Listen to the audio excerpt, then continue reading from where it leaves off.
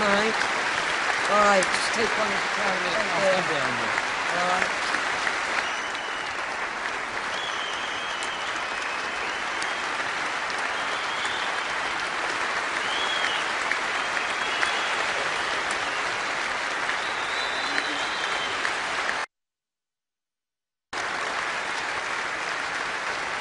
Thank you, everybody. I'd like to thank you all for being here today and joining the families on this, what we hope is not just remembering the 96, but also a celebration for all of you for getting to the truth on the 12th of September.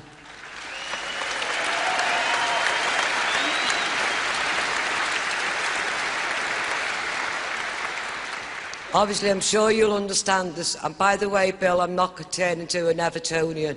I'm staying red.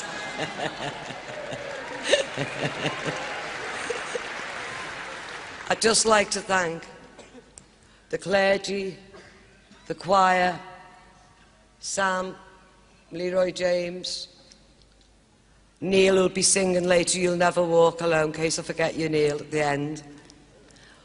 But everybody who's organised and helped us with this service today, I thank you all so much. But in particular, I'd like to thank Liverpool Football Club for all what they've done to help the families over the past 24 years.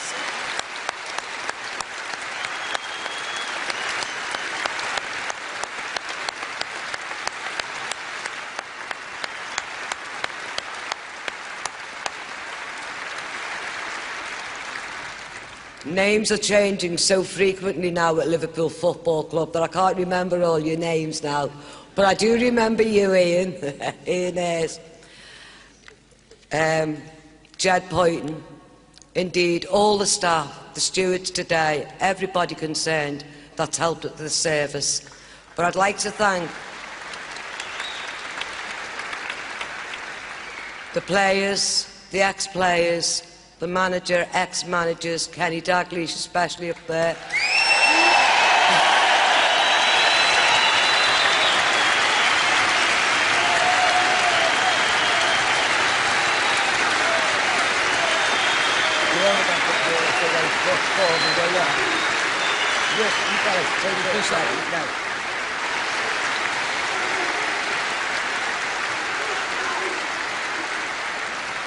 But I'd like to say a special thanks to John Henry and Tom Werner for flying over from America to do a reading today. Thank you so much.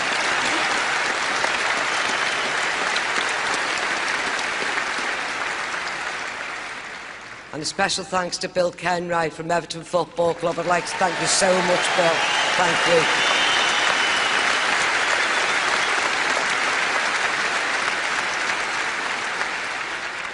But I'm sure you all understand there's so many people to thank that it'd take forever. I'm sure you don't want to listen to me for 3 hours. So,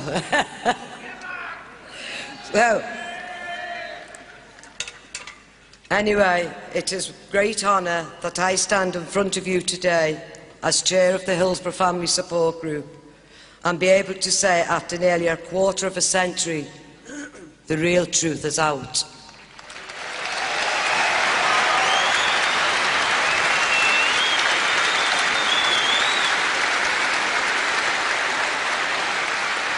A truth that is now printed in black and white. A truth that finally puts the record straight. The Hillsborough Independent Panel report that was published on the 12th of September 2012 has swept away all the established myths, lies and prejudices that has been thrown our way time after time. It has taken 8,551 dark days and a report consisting of 395 pages to finally expose to the world what we all knew from day one.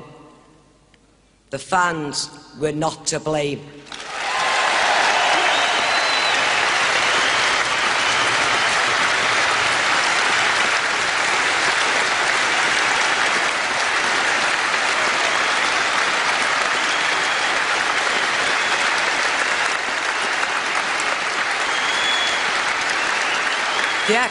The extent of the cover-up was shocking, and the repercussions of what was revealed in the Hillsborough Independent Panel report will reverberate for a long time to come, but that is for another day.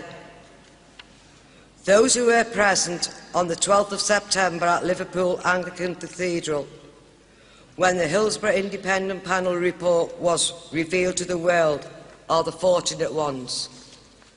There are many family members and survivors who, through old age, illness or other afflictions, have gone to their graves without seeing the truth of what happened on that fateful day in 1989, being exposed to the world in such a forensic detail.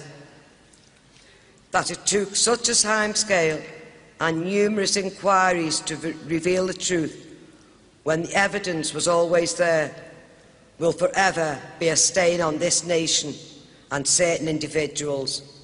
They know who they are.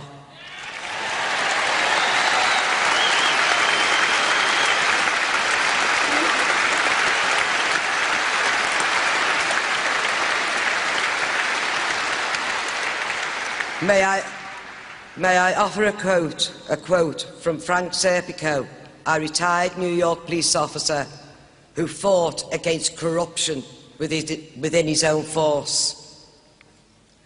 We can still holler and shout, but we have to light the lamps that shed the light on corruption, injustice, ineptitude and abuse of power.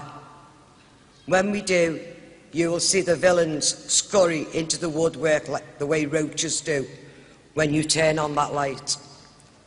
The Hillsborough Independent Panel report has certainly turned on that light, and I want to thank each of the panel members for their diligent and thorough work in putting together such a document under enormous expectation, pressure.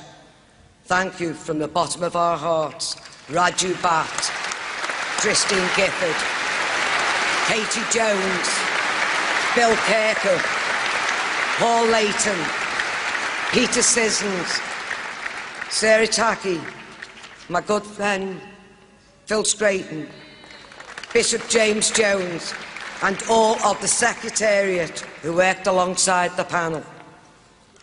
Because of your meticulous work, the Prime Minister David Cameron issued a profound and genuine apology on behalf of the country, and for that we thank the Prime Minister. But we also thank Theresa May, who has offered unwavering support since becoming Home Secretary, and the progress we have made could have not been possible without cross-party cooperation.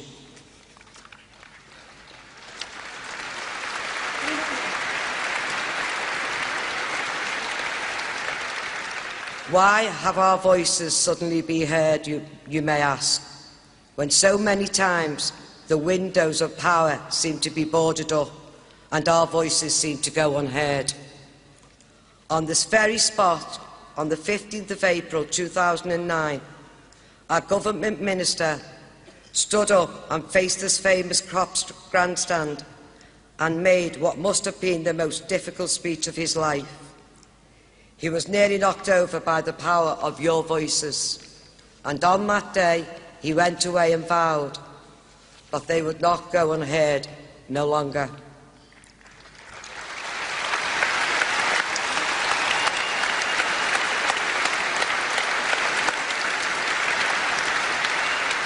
This, though, was no ordinary government minister. This was a man who on the 15th of April 1989 was attending a semi-final at Villa Park, supporting his team, Everton. This was also a man who had stood on the same decrepit Leppings Lane terraces and faced the same fears countless others had over the years. This was a man determined to push open the doors to our voices from within government. And he has proved since that speech in 2009 that he was neither a stooge nor a hypocrite. His actions have spoken louder than any words.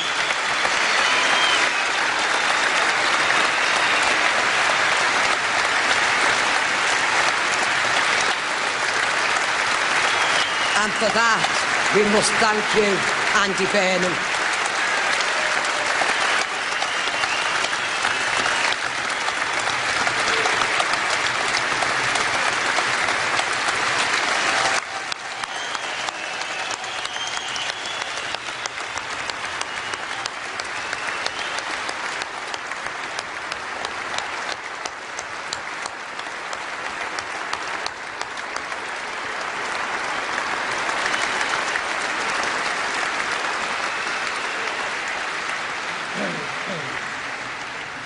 But Andy is not the only one who has been a voice within the corridors of Westminster. For many years, Maria Regal has been at the forefront of our cause in Parliament, being joined by others like Derek Twigg, Alison McGovern and Steve Rotherham.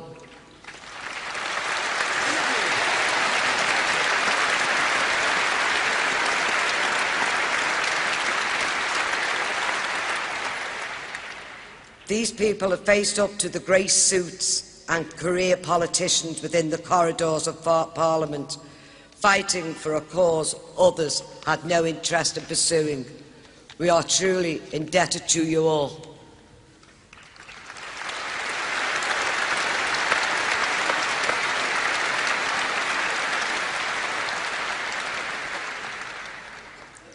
Other things that will forever be etched in our minds: the emotional vigil on the steps of St George's Hall arranged by the Lord Mayor Joe Anderson, and on the other side of Stanley Park on the evening of 17th of September 2012, the tribute offered by Everton Football Club to our loved ones was a credit to the club and its supporters.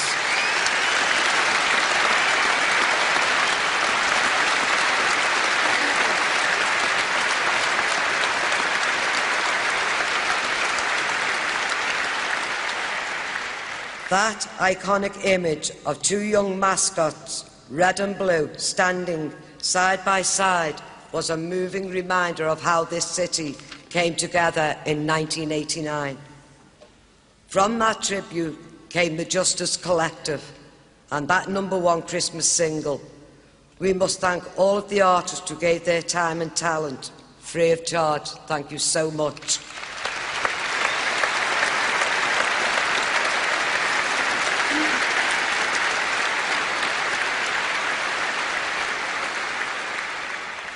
So the truth has finally been revealed, and now justice must follow. I call on the IPCC to conduct their investigations as fast and as thorough as possible, leaving no stone unturned. All of us are getting older, and some have been diagnosed with incurable illness. Delays are not acceptable under no circumstances.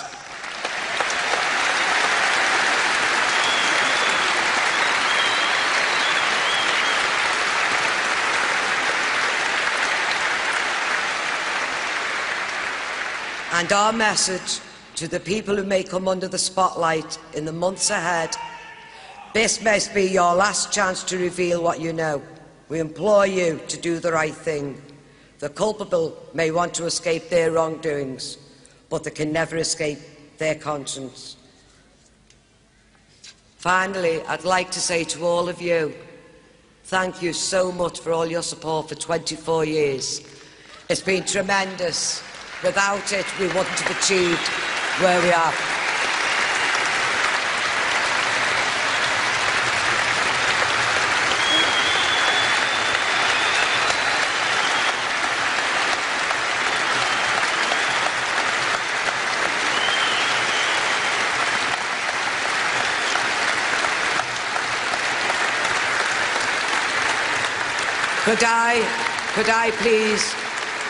Could I please give just one more message to our fans and survivors who were there on that day? The powers that be spread lies like a virus, going through a corrupt system to blame all of you.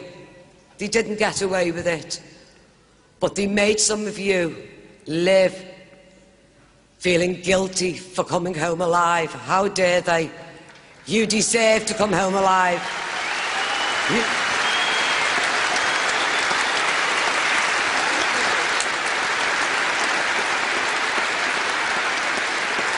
They would not admit their wrongdoing.